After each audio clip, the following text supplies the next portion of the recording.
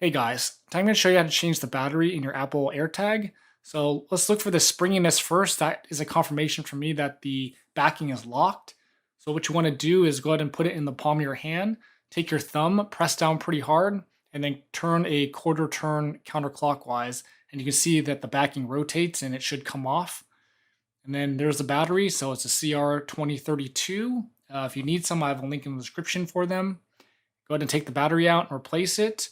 Make sure that the writing is up or the plus side is up, and then you can put the backing back on. So it's in a triangle. The slots are in a triangle orientation, so you can't really mess it up.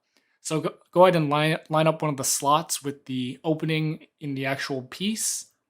And then basically you're going to put it in the palm of your hand again, and then pretty much in reverse order. So go ahead and put the piece in the palm of your hand once you line it up. Use your thumb again, and then go ahead and push down pretty hard and do a quarter turn clockwise this time. You can see it rotate, so you know it's good. And then check for that springiness. So that, again, a confirmation for me that it's locked and not going to fall apart. Then go into your Find My iPhone app, go down to items on the bottom right and find the AirTag, and then you can test it. So if you push play sound,